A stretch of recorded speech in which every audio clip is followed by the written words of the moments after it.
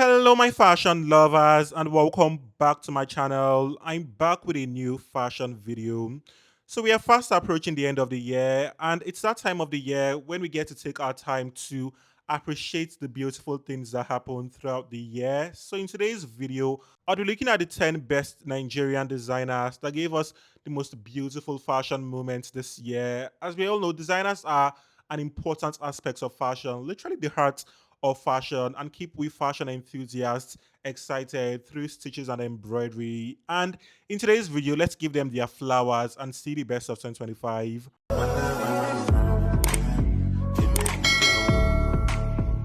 In 10th place, we have one of Nigerian's finest couturier, Wisdom Franklin. So she's known for her really splendid pieces and really avant-garde structures. And she gave us an array of spectacular looks this year, starting with this dramatic one on Chema Good Hair for a friend's wedding. And she later created this very eccentric one for Praise's wedding in collaboration with Chema once again. And I love this spectacular one on Tamara. She also debuted her collection called Old Couture this year, and the collection featured interesting mosaic details and really theatrical structures. And the entire collection was very whimsical as per usual and just reflected her unmatched level of artistry. Enjoyed the entire collection and also really loved this masterpiece on Shalom Black. She clearly had a very fashionable year. In ninth place, we have Couture by Tabik, known for her very clean and sophisticated pieces. She gave us an array of clean, classic Yoruba bridal attires as per usual, including this gorgeous one on Olivia Roquet with the most beautiful color scheme, as well as this light blue one with dramatic sleeves and a beautiful motif.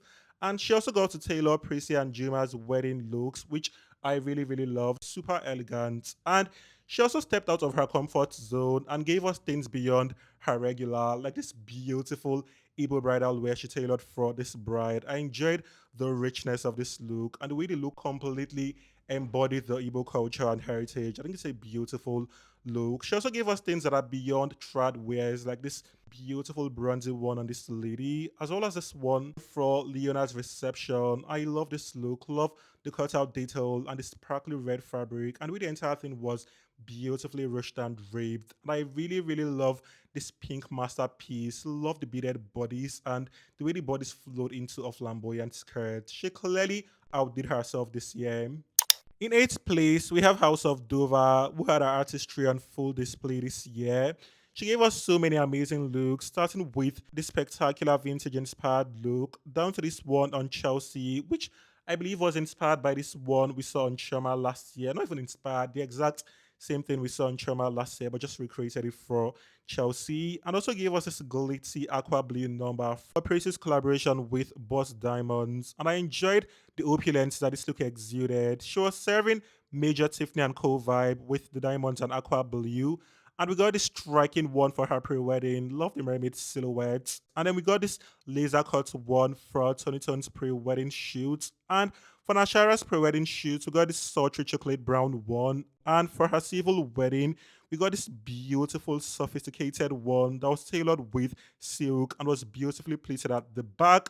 And we also got this one for Nashara's main wedding, her trad wedding, this regalia inspired by Nashara's Jamaican heritage. And the look had the most beautiful movement. And for the welcome party leading to the white wedding, we got this completely beaded one with a very playful essence. She also delivered this sculptural masterpiece that featured a molded body spread with a voluminous skirt and also gave us this work of art that was completely hand painted and felt so whimsical. She clearly had an insane year overall, with pieces that told different stories and redefined fashion.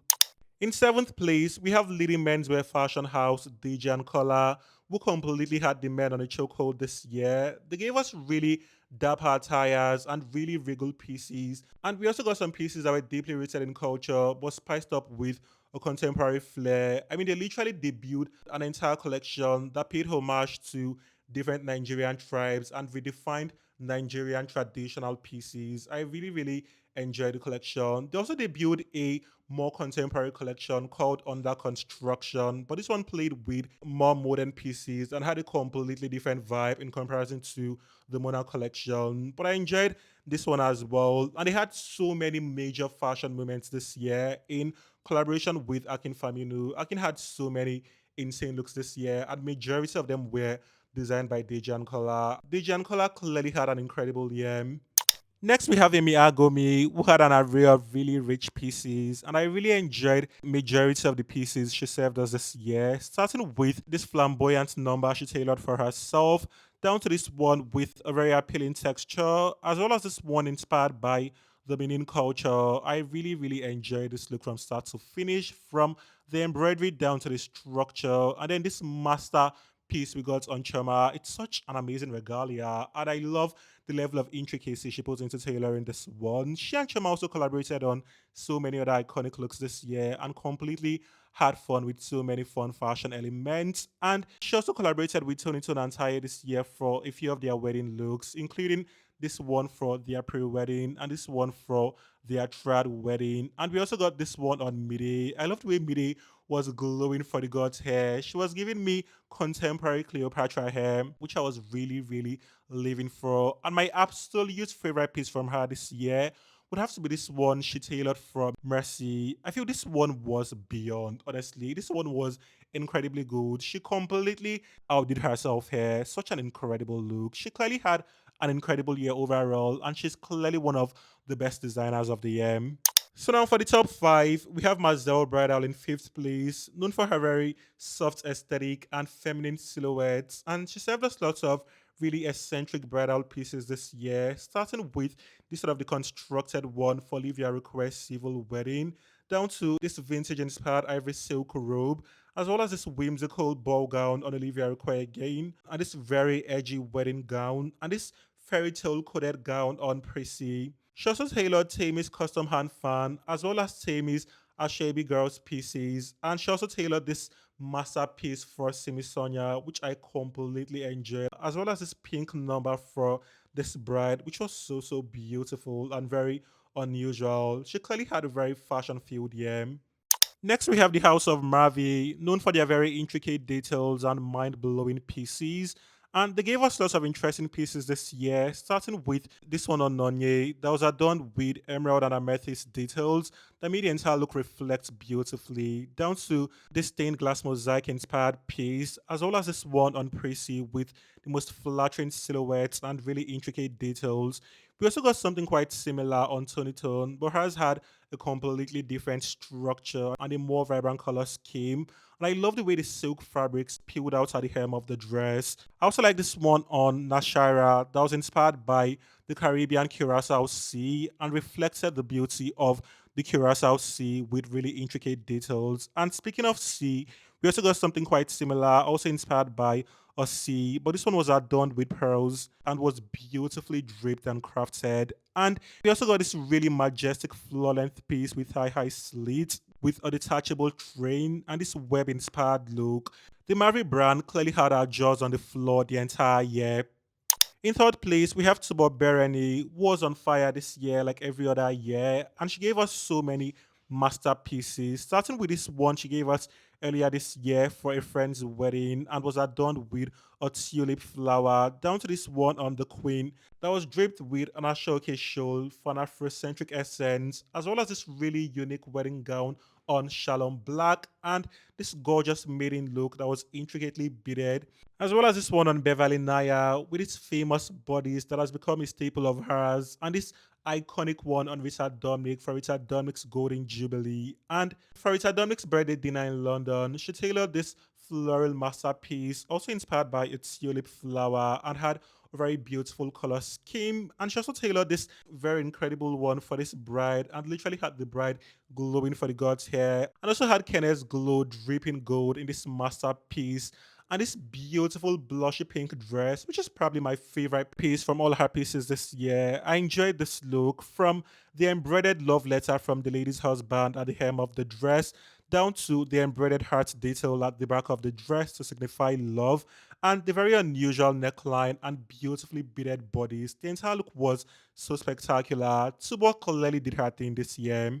In second place, we have Emagine by Bukola, who outdid herself this year with countless masterpieces that had the girls gagged. Starting with this one on this bride in this rich shade of purple, down to this one on Tokyo Makinwa that played with multicolored sequins, as well as this one on Tony Tone's for Tony Tone's introduction, and this one for Tony Tone's trad wedding. She was not playing around. And then she gave us this one for Kenneth Glow's trad wedding, which has to be one of my favorite trad wedding looks of the year. We also got this gorgeous mermaid wedding gown that had the bride looking so statuesque, and this multicolored floral number on the Nado for Nado's child reveal, or pregnancy reveal rather. And we also got this beautiful black and gold one that was intricately embroidered and had a very appealing texture. And we also got this sculptural masterpiece with a very interesting neckline and a vibrant color scheme. And then this one on Dr. Chelsea for her reception look, which I believe was inspired by water and had a very incredible silhouette and beautiful color scheme. She also tailored this maiden look for Olivia Requer that was intricately beaded with coral beads and had a very